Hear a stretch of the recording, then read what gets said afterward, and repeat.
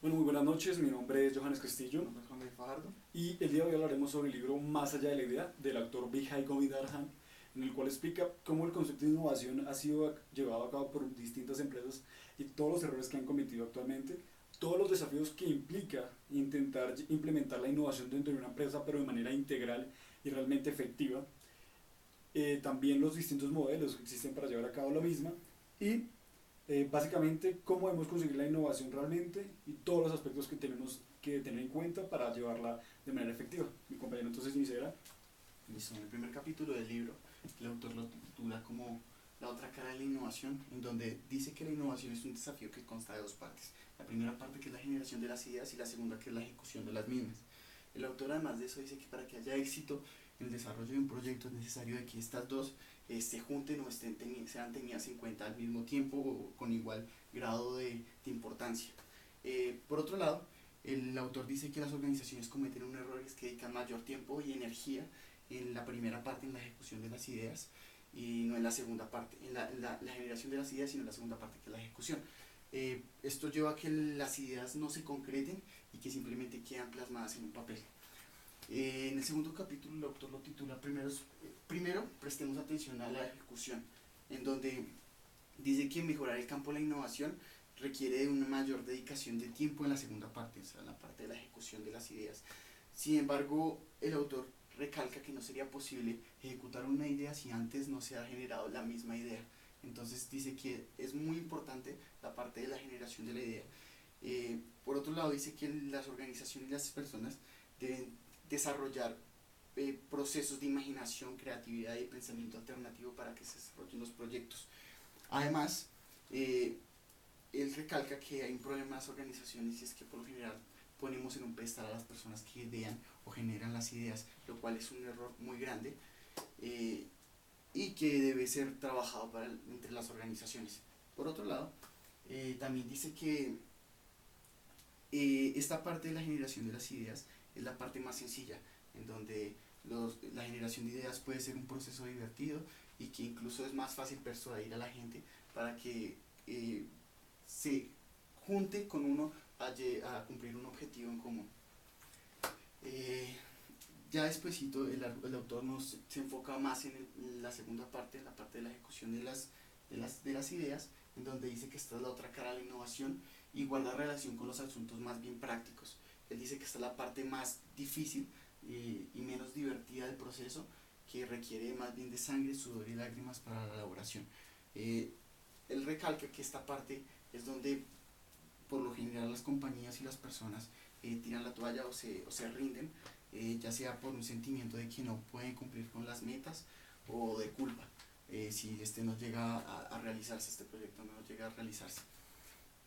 Por otro lado, él dice que este problema se debe a que las organizaciones y las personas dedican mucho más atención a la primera parte, y esto radica en los problemas que la misma organización tiene en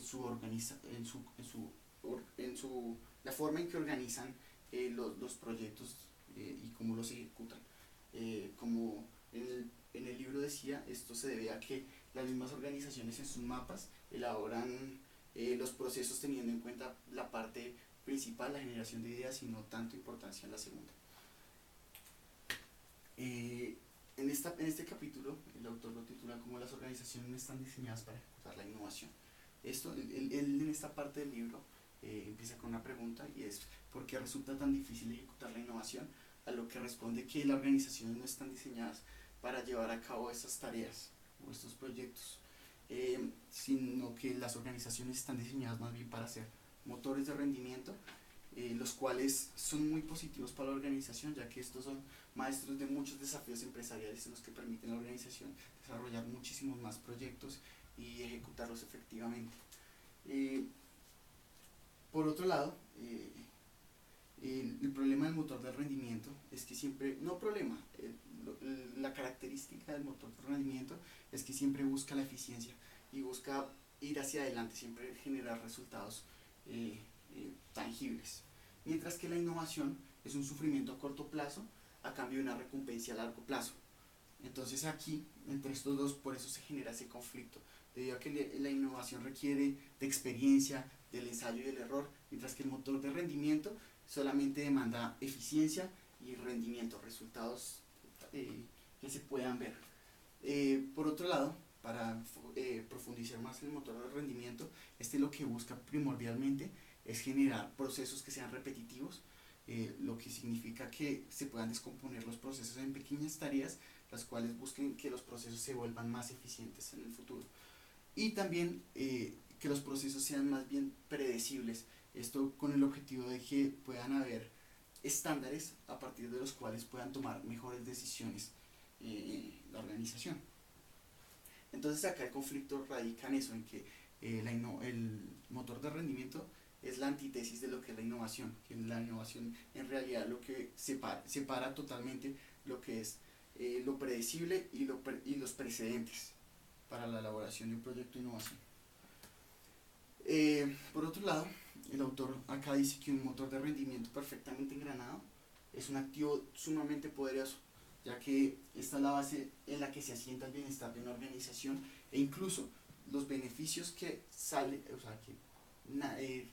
a partir del motor de rendimiento son los que se destinan a los proyectos de innovación. Por eso no debe ser tomado en cuenta como un enemigo, sino por el contrario como una parte del proyecto para su elaboración.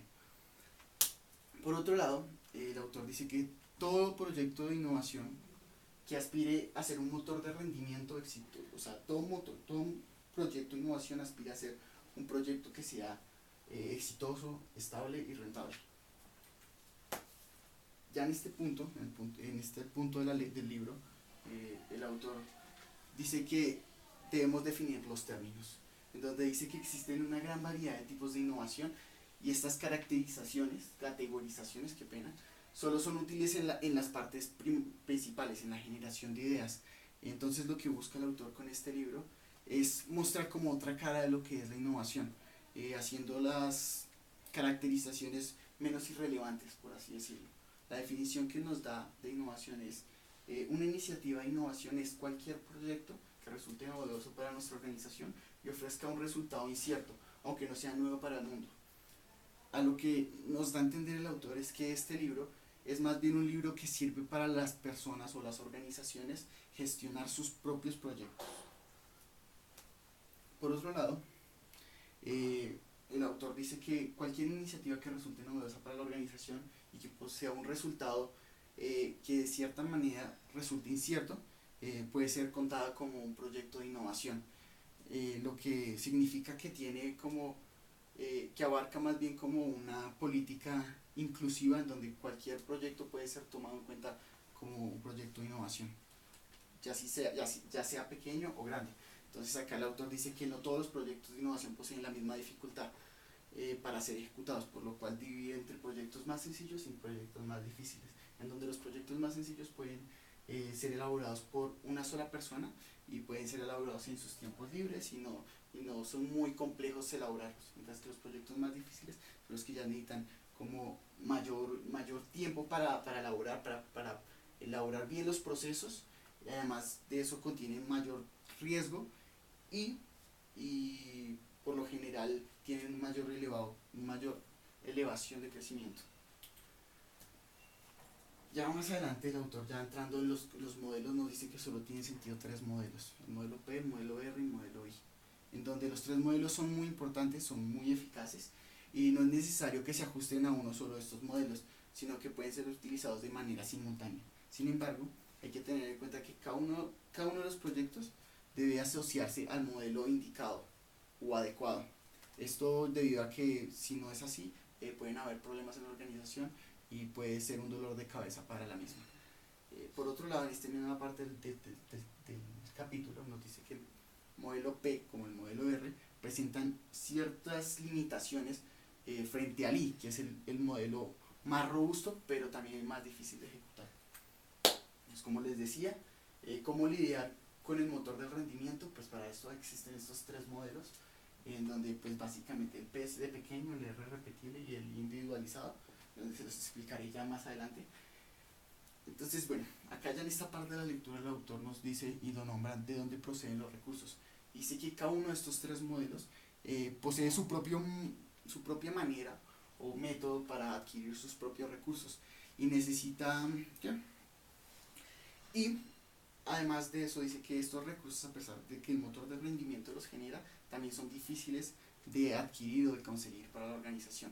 Casi todos los recursos son consumidos por el motor de rendimiento, como ya lo había dicho antes, y por lo general las organizaciones desarrollan políticas para definir a dónde van a ser destinados los recursos, ya sean los recursos destinados a operaciones en marcha o también recursos destinados a proyectos de innovación.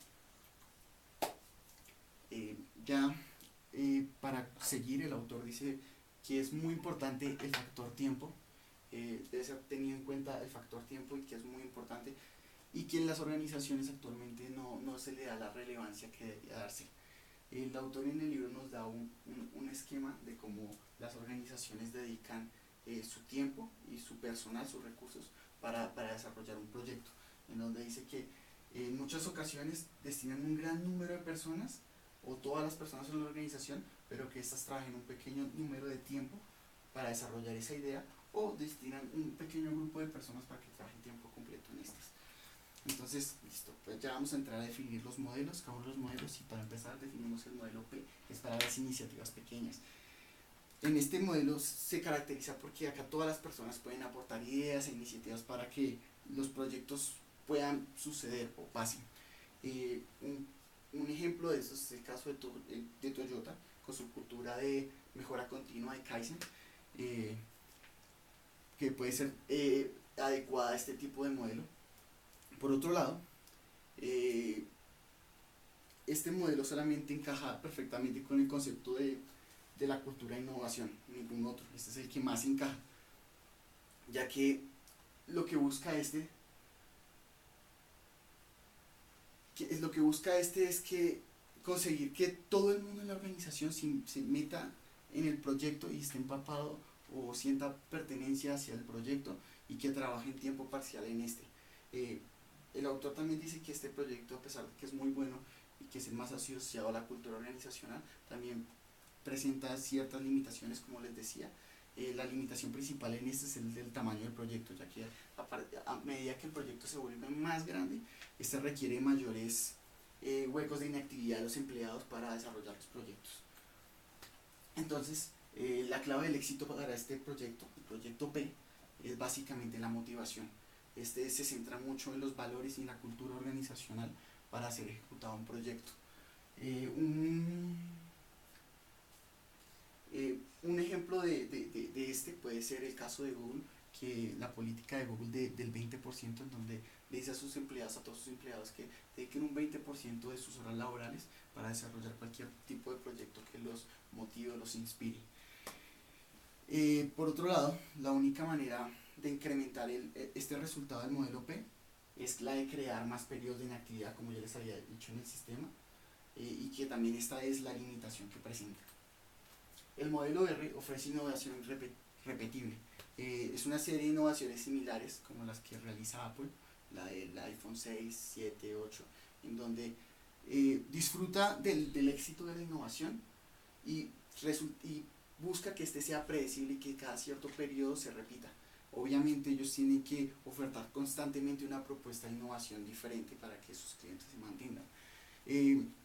El modelo R, dice el autor, que es muy distinto al modelo P, ya que el modelo P lo que busca es crear condiciones necesarias para que la innovación simplemente suceda de manera orgánica, que la innovación simplemente paso por paso vaya llegando a su objetivo final, mientras que la R ya guarda relaciones con lo que es la innovación sistémica, ya considera que la innovación se puede conseguir o es un proceso más que la organización puede implementar. La clave del éxito de este modelo, el modelo R, es la excelencia en el proceso. La premisa fundamental es que se puede desgranar la innovación en una serie de tareas pequeñas, separadas y repetibles, las cuales estas puedan facilitar información a la organización o a las personas para analizar y para tomar decisiones posteriormente. Las limitaciones, sin embargo, que presenta este modelo R es su necesidad de alcanzar la eficiencia, lo lleva a ser poco flexible. Entonces esta es la mayor problemática que tiene, La limitación es la innovación repetible. Esa es la limitación con la que cuenta este modelo, ya que al ser repetible constantemente, llega a un punto en el que es poco flexible.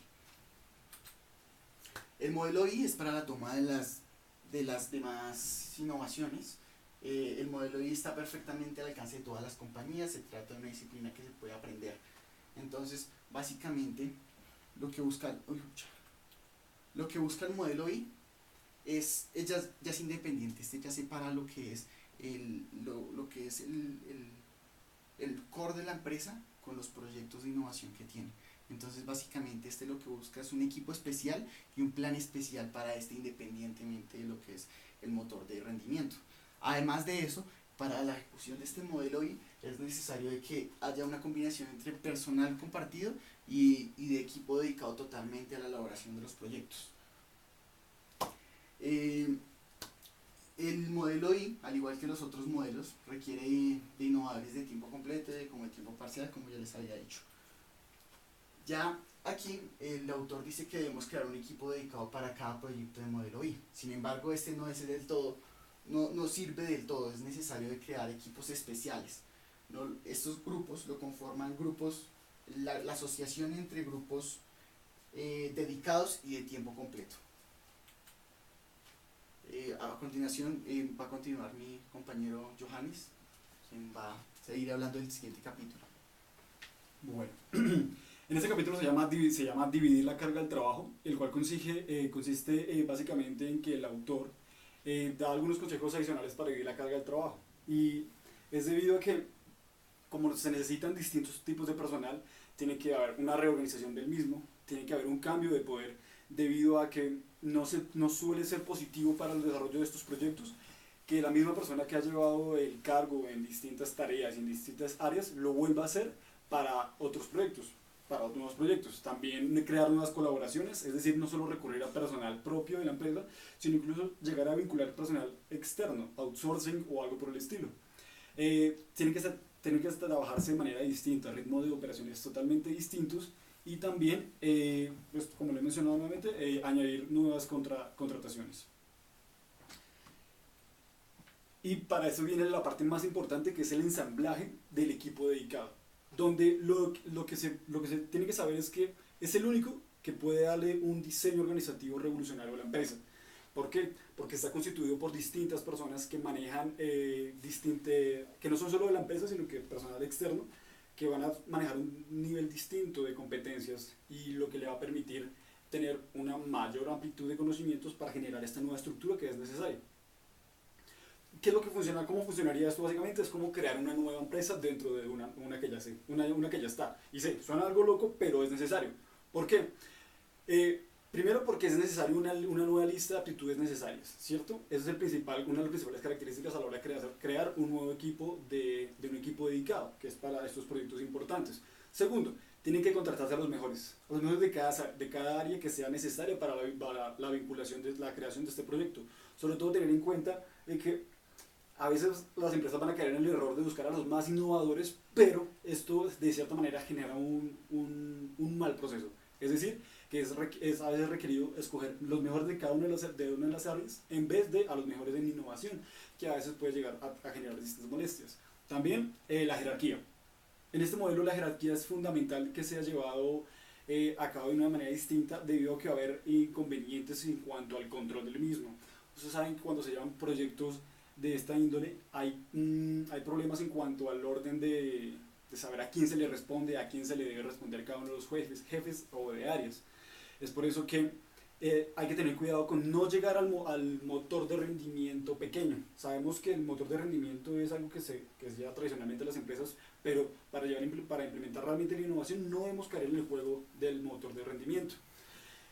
Errores. Muchas veces se llevan miembros de la misma empresa y se llevan a crear estos títulos que realmente no generan un plus para la creación de eso. Estos títulos de quién es el encargado, de que son muy negativos. Y recurrir a las mismas políticas tampoco es lo adecuado. A veces es necesario crear unas nuevas políticas para generar una mejor sinergia en esto. El siguiente proceso es tener en cuenta el problema de la gestión de la asociación. Como hay personal tanto de la misma empresa como de otros sectores externos, va a haber conflicto a ver a quién se le responde. Eso es lo que trata de ejemplificar el autor en este pequeño mapa conceptual donde se ven todos los rangos y toda la jerarquía que se llega a crear. Es por eso que es necesario que se tengan en cuenta 3 papeles críticos por desempeñar, que el primero es adjudicar activamente los conflictos operativos, que es este que está en la imagen, patrocinadores ejecutivos superiores. Cuando el encargado de X proyecto se le sea asignado dirigir el mismo, tiene que intentar estar en contacto con alguna persona que se encuentre en la junta directiva, con el fin de que esta persona, que al menos esté en 2 niveles superiores de la jerarquía, ayude a facilitar todo el proceso de ejecución del proyecto. Digo que es necesario que alguien en el poder dé garantías al resto de la organización de que el proyecto tiene que ser llevado a cabo. Eso es válido tener en cuenta. Segundo, tiene que haber asegurarse que los recursos adecuados para el personal existan, sobre todo para el personal compartido. Es decir, este personal que no solo está en el proyecto, sino que también ejecuta en el resto del tiempo sus labores cotidianas. Por eso es que hay que coordinar un presupuesto.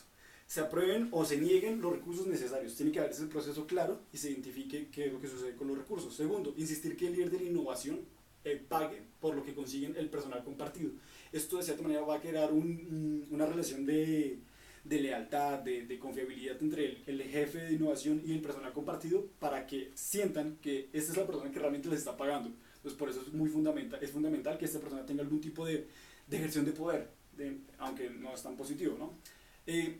Ajustar las unidades de mediodía de rendimiento del personal compartido, y la cuarta parte es crear incentivos especiales para el personal compartido, así sea de distinta índole monetaria, de índole de autorización o algo por el estilo.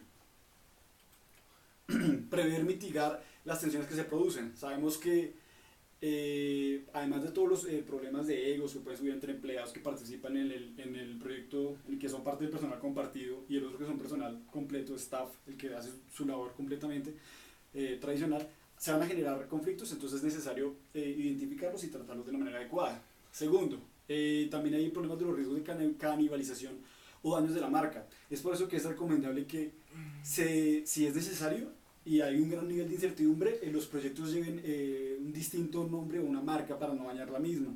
Casos concretos podemos hablar de cuando las marcas grandes como, no sé, todas las marcas Nutresa y todas aquellas crean un nuevo producto, usualmente tratan de omitir que son ellos los creadores de este mismo, hasta tanto no se esté seguro que haya un buen impacto y no genere un mal impacto en el mercado. Listo, dejar claro la supervivencia de la compañía depende del éxito. Eso es lo que realmente es importante. El 9º capítulo, que se llama Creación del Plan, Visión en General, consiste en un concepto básico, que es: todo proyecto de innovación se considera acertadamente un experimento. Pero, como lo decía mi compañero, no es solo ensayo y error, porque la idea no es llevar a cabo esto de manera irresponsable, sino que tiene que ser un experimento disciplinado. ¿Y cómo se vuelve esto? A partir de que se genera un aprendizaje. Este mismo va a ayudar a que las predicciones futuras sean más acordes. Aquí lo está en el ejemplo del mapa, donde a medida que se van haciendo y se va teniendo experiencia en este tipo de proyectos, la predicción de lo que va a poder pasar es más justa. Entonces, si se fracasa, se hará de la manera más rápida y más barata posible. Una cosa que resalta mucho el autor. Por eso es necesario adoptar distintos pasos. Por ejemplo, los principios fundamentales de la experimentación disciplinada, que parte de básicamente los principios básicos del modelo modelo científico de análisis. Es por eso que están aquí todos. Por eso es necesario que se lleve de esta manera más disciplinada. Hay unas ciertas diferencias entre cómo difieren el motor de rendimiento y la planificación de la innovación. Podemos hablar de que el motor de rendimiento está basado en precedentes, como decía mi compañero. En cambio, los planes de innovación se basan totalmente en nada, porque son proyectos totalmente distintos a veces y parten de una hoja en blanco. Por el otro lado, unos hacen hincapié en los datos, el otro hace hincapié en los presupuestos. Uno hace hincapié en la tabla de resultados estándares, lo que ya se tiene vivido desde experiencias anteriores en un formato totalmente estandarizado, y el otro habla de una tabla de resultados individualizada. Es uno de los tantos ejemplos de cómo difiere el modelo de rendimiento, el motor de rendimiento y los de innovación. El capítulo 10 consiste en la creación de una estructura para experimentar, para hacer experimentación disciplinada, que parte de 4 principios. Toda iniciativa necesita un plan personalizado con cánones de rendimiento personales. Quiere decir que la manera de cómo evaluar el proyecto no puede ser de los mismos que han sido llevados a cabo en todos los proyectos anteriores y tradicionales. Tiene que entenderse que, como lo decía mi compañero también, esto es una cuestión que involucra tiempo, esfuerzo, ensayo y error. Por lo tanto, los resultados no pueden ser evidenciados tan a corto plazo como lo hacen todos los demás proyectos que realizan las compañías. Pero pues si el objetivo realmente es llevar una innovación real, tienen que cambiarse los indicadores, la manera de cómo evaluarlo. También debatir los resultados y las lecciones aprendidas. A veces se llega a debatir los resultados efectivos, las cuestiones más que todo de corto plazo, como lo hace el motor de rendimiento. Aquí se tiene que debatir las lecciones aprendidas. Se tiene que celebrar reuniones más frecuentes cada vez que haya nuevos datos y se tiene que realizar una inversión importante en tiempo y energía. En el capítulo 11 se tiene que decir que se tienen que acabar con las hipótesis. Las hipótesis que solo le prestan atención a los resultados tienen pocas probabilidades de desembocar en un aprendizaje rápido. ¿Sí? Gaste poco y aprenda mucho, es una de las frases que repite mucho el autor. Y tiene que ser consciente de las limitaciones de las hojas de cálculo. Otra cosa muy importante. ¿Por qué? Porque las hojas de cálculo se han convertido en una herramienta tradicional para las empresas a la hora de proyectar rendimientos financieros, toda clase de beneficios que quiera obtener a futuro, pero de una manera muy estandarizada, lo cual no permite que realmente los proyectos de innovación se realicen de la manera más efectiva. Entonces, plantearse preguntas muy concretas como en qué gastamos el dinero y por qué lo hacemos es fundamental que se deba hacer. En el capítulo 12 y el final es donde se habla de buscar la verdad. Los líderes de la innovación deben ser evaluados de manera distinta. Método, esta es la primera parte.